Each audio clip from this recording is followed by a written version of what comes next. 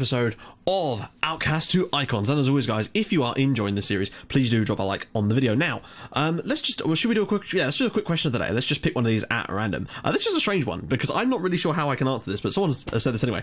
How do you become motivated for school? I don't know.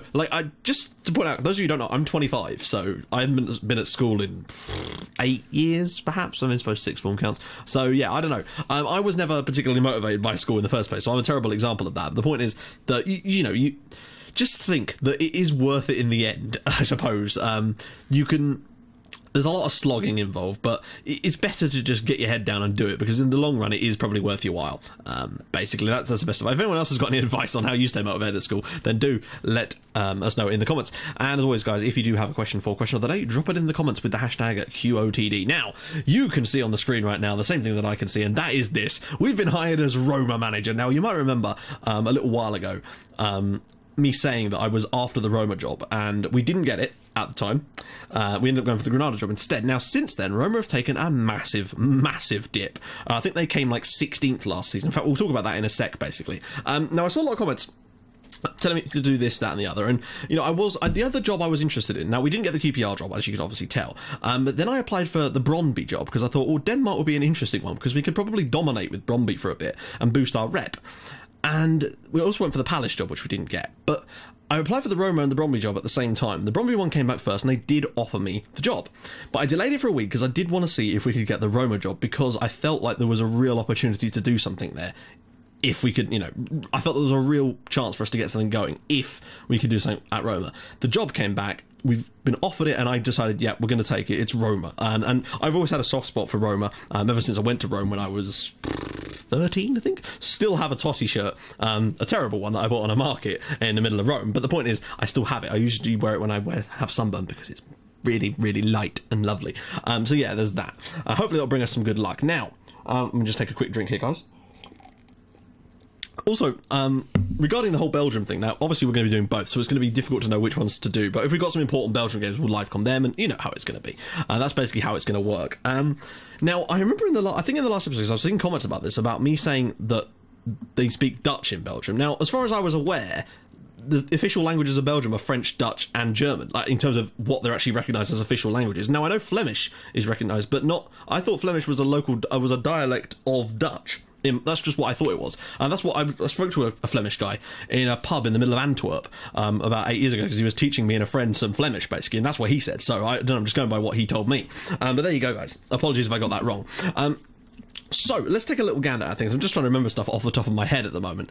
Right, so, where were we? Right, I'll talk about the Belgian fixtures we've had quickly before we get into things, basically, just so you guys can see kind of what's happened in the meantime. Now, the last game you saw would have been the game against Italy, which we won by 3-2. Now, since then, we went to Germany and got massively lucky. Look at the stats in this game. Germany battered us for 90 minutes, basically. Philippe Bong gave them the lead on 11 minutes, but then we got the equaliser through Gauthier Robert. Who else, really, but Robert Gauthier, the perfume designer, basically. But we got a draw, and that was massive. A draw away in Germany gave us huge chance of winning this group, basically. So I was very pleased. Next up, we had a friendly against Australia, which we absolutely dominated. Now, I did play a rotated squad, or so I thought, and then I replaced as many players as I could at half-time. And yeah, we won the match 6-1. 2 goals for Robert, 1 for Dundonker, 1 for Januzaj, 1 for Matthew, and 1 for Azawi. So, yeah, a really solid result. Savas Pantelidis scored for them, though. But you notice that Gyelko Todorovsky is, in fact, playing, of course, for... Why am I struggling to think this?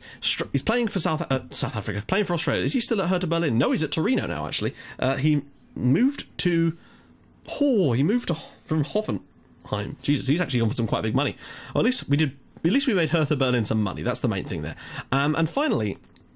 the last game that we played was against Italy, and this was a disappointing one. Not because we didn't deserve to lose, because we did. It was just the fact that we'd led this on 2 occasions. Gauthier, I'm going to stop calling him Robert Gauthier. Robert gave us the lead on 7 minutes. That was actually not against the run of play, but after that, Italy was solid as a rock. Filippo Romagna equalised for them on 64. 4 minutes later, we were back in front through Robert. Unfortunately, we couldn't quite hang on. Bonazzoli scored, and then Valerio Sacca in the 90th minute made it 3-2 to Italy. And the thing is, had we won that match, we would have won our group. And that's so frustrating, because we didn't deserve it. Away from home, we do seem to be a bit on the ropes in these games. So we're going to have to sort that out. But it's going to take a little while. Now, guys, If you do have any tips on, because I've never really done national team management on FM before. I did a little bit with American Samoa last year, but that was a really different kettle of fish entirely. So if you do have any tips for me and things I might not realise at all, because bear in mind I've really never done this, then please do let me know in the comments. Anything I should be doing, like things I need to check, then do let me know. I honestly do want to know. So we've got some friendlies coming up too. But yeah, so I might actually live-com the Germany game, because that could decide whether or not we actually win that group or not. Right, so let's get back into things with Roma now. Apologies if this episode goes on for a little bit too long. I don't want that really. So here's how things are standing. Balance-wise, 25 million in the bank. Good stuff. That's good to see. We've got money in the bank. Pleasing. In terms of our actual budget, it's not particularly fantastic. We've only got that amount at the moment, but of course that is because we're not in a transfer window. I'm hoping at the end of the season, if we can do well enough, then that will enable us to get something like that. Now, as you can see, we've only got 3 points from our first 6 matches. 3 draws, 3 defeats. We've not conceded too many, it wouldn't seem. In fact, we've only conceded 4 goals this year. We've not scored a single goal. Holy hell bags. Okay, this is going to be a tough one. Now, they're hoping that we can try and qualify for the Europa League, so it's going to be a little bit of a challenge for us to try and drag ourselves up the league. But we've got 32 games in which to do it, and I think the Christmas Tree of Doom should come through for us, but you just don't know. So let's check our sort of... right, so the next game is 4 days away. It's away at Palermo. Look at that. 1-0, 2-0. No, 0-0, 1-0, 2-0, 0-0, 0-0, 1-0. I can't believe they haven't scored all season. That's incredible. I genuinely don't think I've ever seen that before. Right, let's take a quick look at the club while we're here. So, here's how things have gone for them, basically. I don't know why it's taken so long. There we go. So, bombing around the top. So, 2nd, 5th, not great. 7th, 4th. That was the season that I was really interested in. And then, 16th. Now, Rudy Garcia, who is actually the Roma manager in real life at the moment, must have been through 2 spells there. Yeah.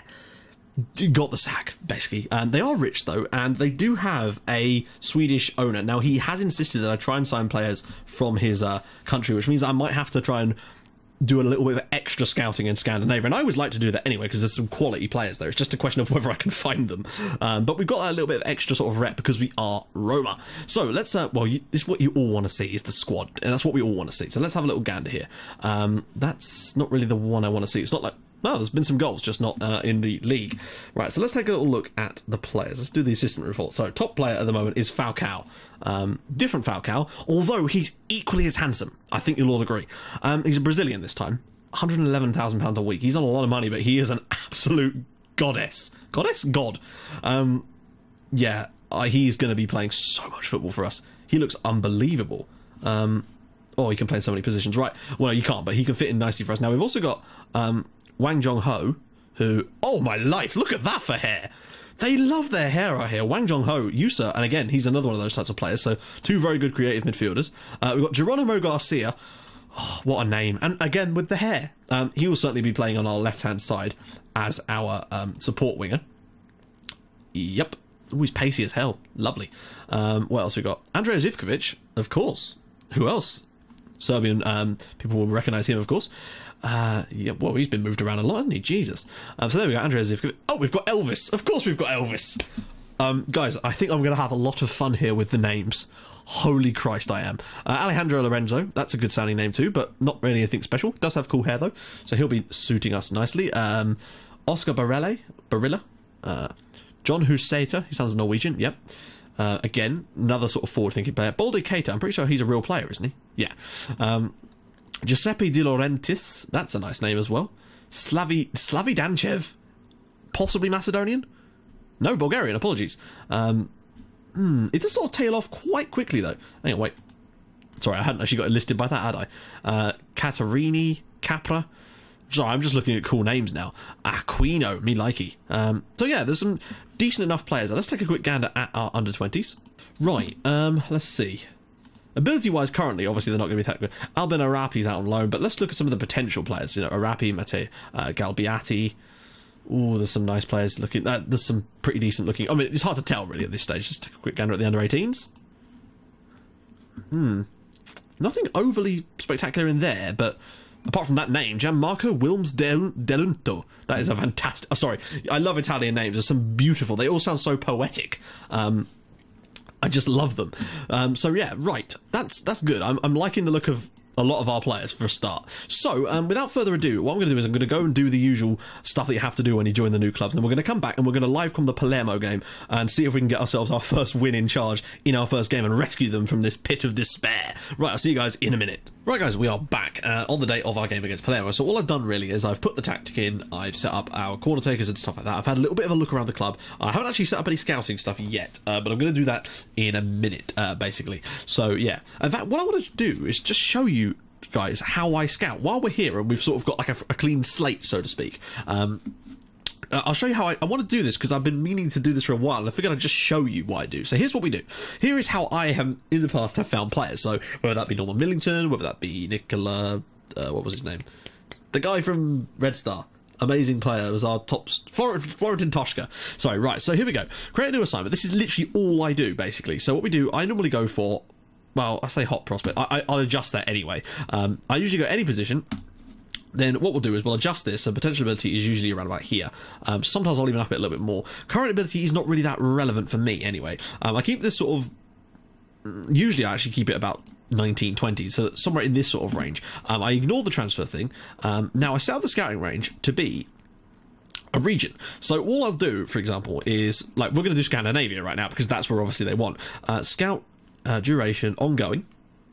And usually if you've got enough scouts, you can get this away. Now, I don't normally mess around with a priority unless I need something urgent. That is literally my scouting, basically. So we do regional. That way they'll go from the different countries, basically. And if after a while I realise that there's not much coming on, sometimes I'll move them. But if you've got enough scouts, you can have one in all the useful regions, basically. So that's all we'll do. We'll start the assignment. And voila, that is literally my scouting, basically. So I'll just set those up for all the different regions, because often, most of the time, I'm looking for young players. Now, I do sometimes, sometimes they'll come to you and say, I want to scout this nation. I'll let them do that too if they've got a spare scout. That way we can find out a bit about players in our own league and some of the others that aren't sort of within those age ranges, basically, because that's usually where the players I'm signing's age ranges fall. It doesn't always work like that, but that's generally how I do it, basically. And yeah, I'll just sort of see any players that come in.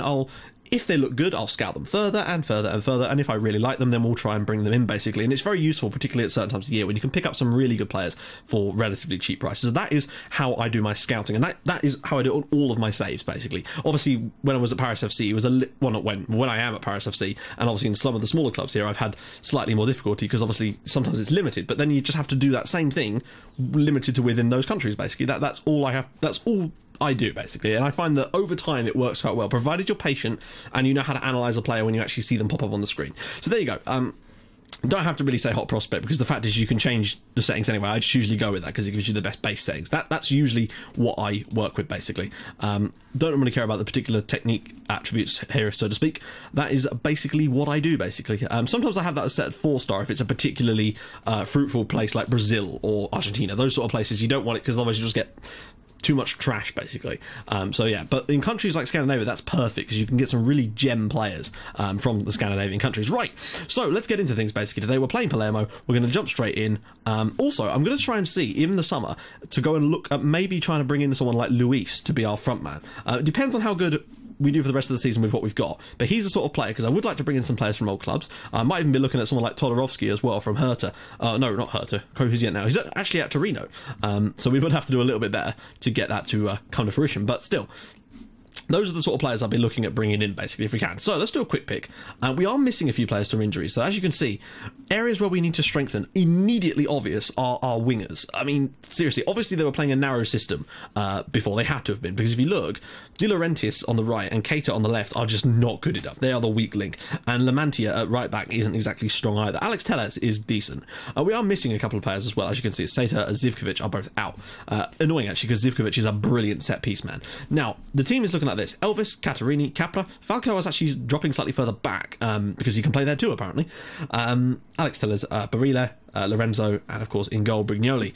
So, wow, there's 12 substitutions allowed in Serie A. Oh, that's good to know. I've never actually managed in Serie A either. So, let's just jump straight into this, guys. Let's see if we can come up with something. Now, it's already accomplished because obviously they're a decent side and they are the favourites, but I don't know. I feel like we've got potential to cause an upset or two here. Where are Palermo in the league at the moment anyway?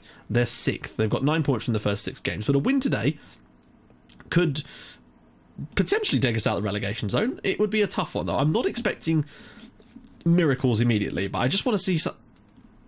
No, I really should look at that before I do that. I always expect him to say something useful, but I've not got used to my new assistant yet. I'm sorry, Falcao.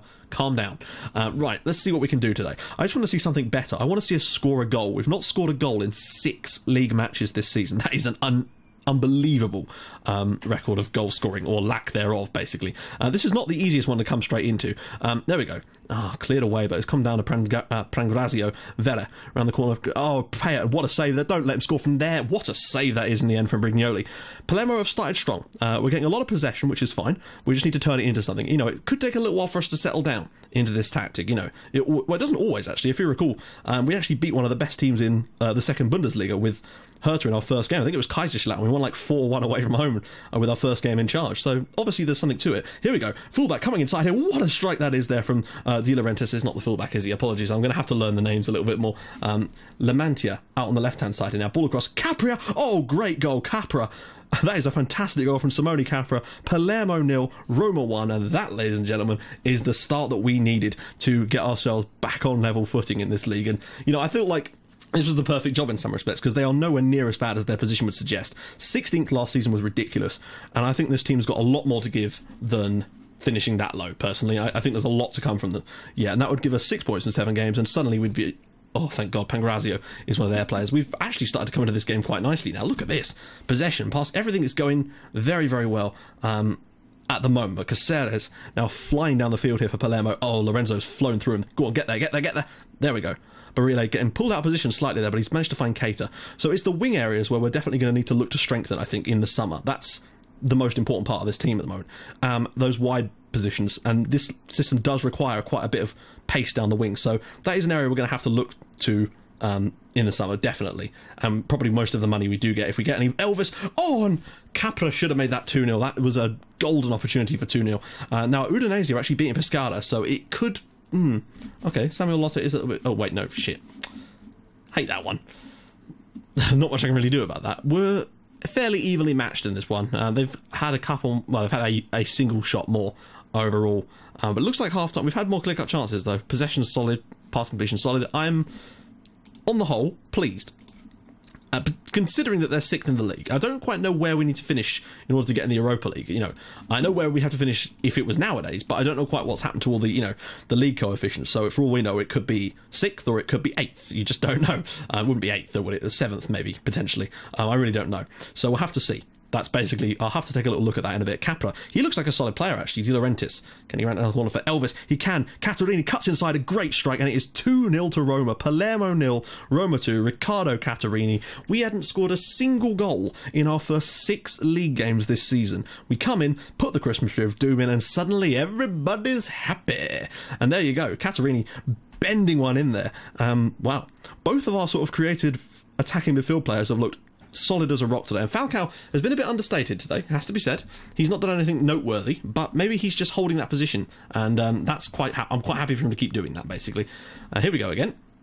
Keita's ball in, cleared away, comes back to Keita. Can he pick a pass out? He can. Don't let them counter on us, though. Falcao, Lorenzo around the corner here for De Laurentiis. Can he whip it across? He can. Elvis at the back post, and it is 3-0 Roma. Palermo 0, Roma 3, and Elvis has not left the building. Elvis is in the building. Oh God, I'm going to have fun with this, I can tell.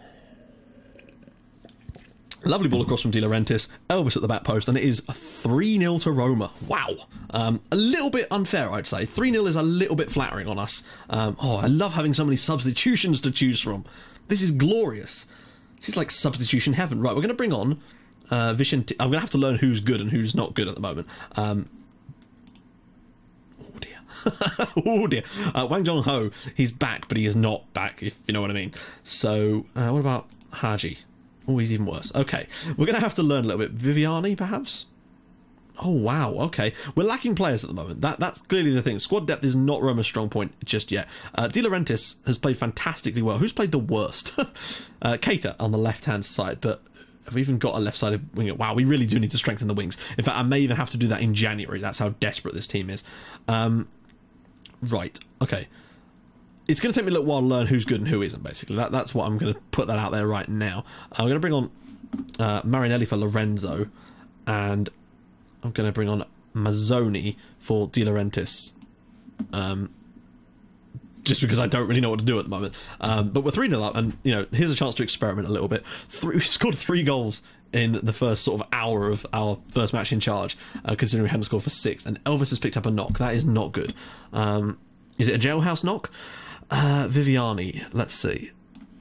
Yeah, well, he's the only striker we've got on the bench as far as I can see. There's definitely a lot of things that I need to try and sort out, but I think a solid year for us now would be great. If we can bring a couple in... Oh, Viviani's through here. Is the keeper going to get there? Yes, he... Oh, wow. What in the name of Jesus was that? It's Palermo 0, Roma 4, Silvano Viviani with his first ever goal for Roma. He's only been on the pitch 15 minutes. What about that? I don't know what the goalkeeper's doing there. You can imagine how angry I'd be if my goalkeeper did this. He's practically got the ball. What?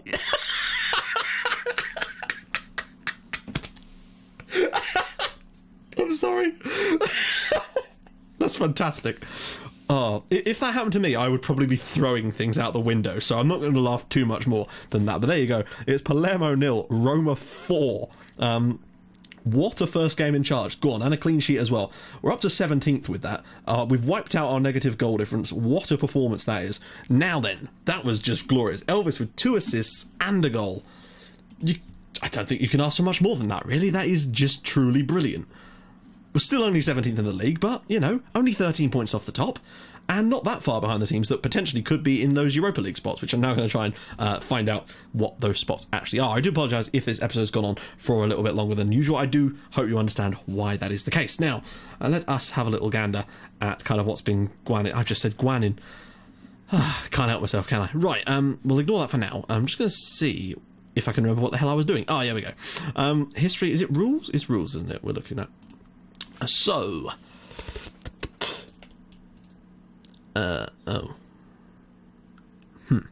okay, structure? How do you find out this? I've completely forgotten. Is it in, like, the... Oh, it's not called that, is it? Bloody hell. Okay, right. There's definitely a way of doing this, I'm certain of it. Europe, right. Europe. Competitions, leagues, that's fine. Nations, qualification places, that's the one. Right, so Italy get 3 in the Champions League, and 3 in the group stages of the Champions League, and 1 in the best place playoff. They get 2 in the Euro, so 7th in theory. Don't know how the cups work though. Potentially could get us into the Europa, not the Europa, yeah, the Europa League. So, well, at the moment, 7th place is Atalanta. We're only 4 points behind them at the moment, and amazingly, we have a better goal difference too. We've actually only conceded 4 goals so far this year, so when you look at it, we've actually got one of the best defences in the league. So there you go. We're flying, and I really hope that we can kind of kick on from that and really start to storm up this division as fast as we physically can. You just never know. It's been quite flavoursome lately, you know, Juventus, Sampdoria, Juventus, Napoli, Sampdoria. Let's see if one day we can add Roma's name to the Scudetto, and then hopefully to the Champions League one day. You just don't know. So guys, if you like what you're seeing, please do drop a like on the video, and if you'd like to even more than that, please do subscribe to my channel for more Outcaster icons and From the Shadows in your inbox every single day at 5:30 and 8 o'clock, and I will see you guys in the next episode. Wait, I don't even know what bloody thing we're doing, do I? Jesus Christ, Matt. Udinese is on the 11th of... No, the 22nd of November. But I kind of wanted to do the... Oh, why doesn't it just stay on the same page?